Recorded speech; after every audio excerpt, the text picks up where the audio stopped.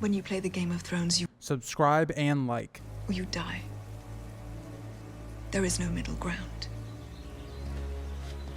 All right, hello YouTube. Welcome back to the Grease Comics YouTube channel. Today's video, I wanted to talk about my concerns for A Knight of the Seven Kingdoms, or the adaptation of The Hedge Knight for Season 1.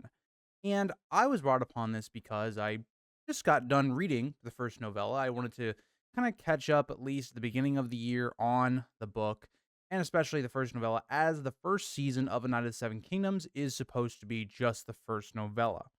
And one thing I came out of it, and again, I haven't read A Knight of the Seven Kingdoms probably in a good maybe year and a half, 2 years, so I'm a little, fuzzy on certain things, especially the second novella, so I wanted to go back and read.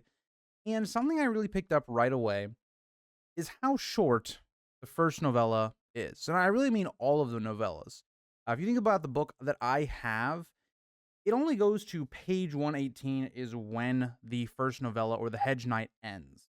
And there are not a lot of words on a lot of these different pages. There's a lot of illustration. One of the things that A Knight of the Seven Kingdoms does really well is it's much more personal. It's much more on terms of putting you in the head of our characters like Dunk and Egg. And so, for instance, I just wanted to bring an example, but there's a lot of pages that are similar to this, where there's not a lot of actual, words on them. It's just, a picture. There's a lot of pages like that throughout. I can just randomly skip to another page and boom. So when you really think about it, it's not even really 118 pages. It's more likely around like 70 or 80 probably. And so when you think about, Knight of the Seven Kingdoms and the Hedge Knight specifically, think about it from this point of view. It took me 3 nights of reading before bed, which is only around usually about 30, 40 minutes. I try to read to, get myself to go to sleep. And so that's all it took, was just 3 nights of reading. So you're thinking about The Hedge Knight, which is going to be adapted into a 6-episode TV show. So for me, I'd always thought that these episodes needed to be very short and kind of brief, even before I reread the novella. And now that I come out of that and I go, I really feel like this story could be told in an hour-and-a-half movie, if not even maybe a little bit shorter. Now, you could always expand that time out. You could give us more, perspectives into what's going on. For instance, there's moments in which, we have other characters that are not with Dunk that we could see through their eyes. I'm going to talk about that in terms of the structure of the first season of A Knight of the Seven Kingdoms. I do actually want to say a spoiler warning before I go any further, because I do want to talk about specific things that happen in the novella. So if you don't want the show to be spoiled, or you haven't read the novella, which I highly recommend you doing before the show comes out, I would click off this video. It's not going to be for you. So, with that being said, you have been warned. So in the first novella, there is a moment in which Dunk specifically needs to get these knights for a trial by 7, and he gets help from his squire Aegon, or Egg, and Egg basically goes off the page for a little while. We don't see through his eyes. We come back to the trial by 7. Actually, well, Dunk talks with Daron as well, but still, you could have a moment where maybe we actually shift our perspective over to Aegon as well. You could also maybe give us some stuff with Raymond Fossaway. Maybe we see through his eyes a little bit. We see through maybe Maekar, Arian's eyes.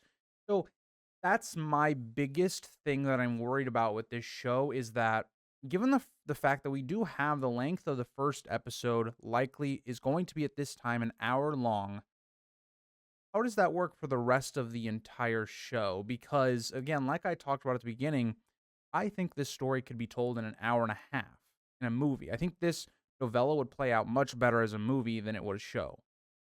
But if the first episode's an hour, well, that's going to have to handle a lot of things, right? And I'm trying to even think, like, how would you break up all these different episodes? Like, if there's 6 episodes, you'd have to think that we're going to see maybe the Arian stuff play out, where he's basically attacking the puppeteers and that puppet stand. This is the thing that gets Dunk into trouble. He attacks Arian because of his actions, all that stuff. That's like the big moment of the first novella, which launches the entire conflict. That probably is going to happen around the very end of the second episode of the first season.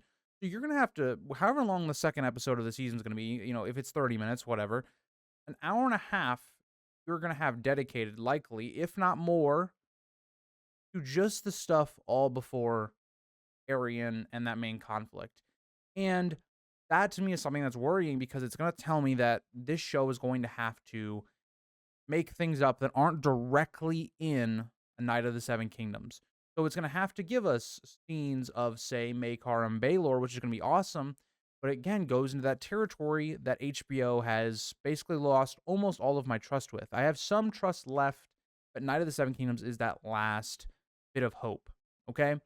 And so they're going to have to make up dialogue scenes. They're going to have to make up scenes between other characters or perspectives or doing flashbacks. I think something that could be very well utilized in this show could be flashbacks.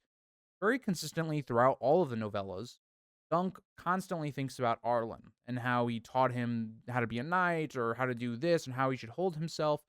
I think that could be very prevalent within, this entire show for however long it lasts. But either way, HBO is going to have to make some things up. And that's what worries me quite a lot because they've shown that they're very inconsistent at doing that well.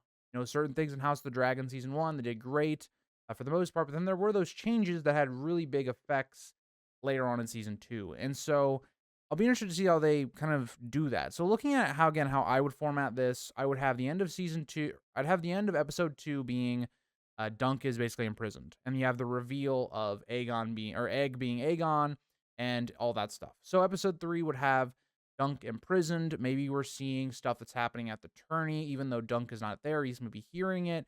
That would fill some time. Maybe you then also have us seeing other perspectives, right? What do people like Baylor think about the situation? Arian, Daron telling, their lies to Maekar, Egg trying to plead with his father. We could see a lot of that stuff going on even while Dunk is prison. And then we would also get to see Dunk with Baylor and that one-on-one conversation that they have, kind of explaining the situation, and a possible trial by combat seems like the best option for Dunk if he's a good warrior.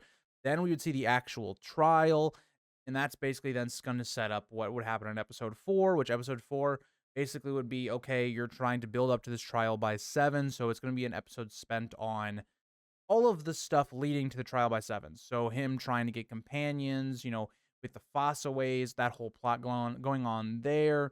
You'd have Aegon trying to go get different people like the Laughing Storm to port Dunk. We could even see Arian, some of the things that he ends up doing, paying off one of the Fossaways more or less to come to his side. I don't know if they're going to save that. I think it's way better if they save that. They don't actually show us Arian doing those things, but you could show us other things, right? Like Maekar saying he's going to also fight in this trial by 7 for his sons, and them trying to get the Kingsguard to also go into this trial by 7. So that could somewhat work, but again, there's a lot of extra stuff you have to write in there. You have to give us extra perspectives and showing us different scenes that were not in the book whatsoever. You also have a conversation between Daron and Dunk, for instance, talking about Daron's dreams, but also how Daron is going to basically just play dead more or less in the coming trial by 7.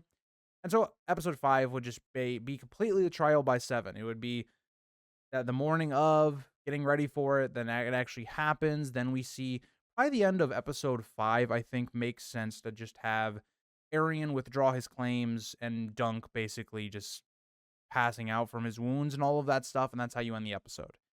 I think you could, if you wanted to, also do Baylor's death at the end of episode 5, but I think it works better for episode 6. I think start out, with Dunk waking up from the end of the battle, asking, what happened to everybody else on his side and the other side, Baylor coming in and Baylor being dead, his skull basically being completely opened and hit by Maekar, it's alleged. I wonder if we'll actually see or confirm if it was Maekar, even though it's definitely him.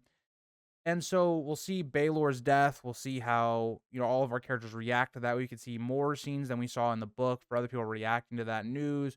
Seeing Baylor's funeral, seeing Valar, how he confronts Dunk about that. Then you would see the very end of it, right? You'd have Dunk talking to Maekar, and then also Aegon and Dunk deciding where to go afterwards. So I gave you guys kind of a rough idea of where I would do the episodes, just based upon you want 6 episodes. My issue is just how long are they planning these episodes to be? We have no confirmation on the runtime of each episode that's going to be in there. It seems like the premiere, we've been told, is going to be an hour, which makes me wonder quite a lot, like, what can they do for an hour? There just isn't that much source material for an hour worth of content for episode 1. I'm a bit worried. What do you guys think? I went through basically in the novella, hitting all the broad points that the show's going to have to cover. What do you guys expect from A Night of the Seven Kingdoms? Do you guys trust HBO to fill in kind of these gaps? Or it's not gaps as in terms of, like Fire and Blood, where we just don't have any relevant information. There is stuff there that they can expand upon. We are trusting HBO to write those extra, like extended edition scenes to the story. Do you trust them to do that?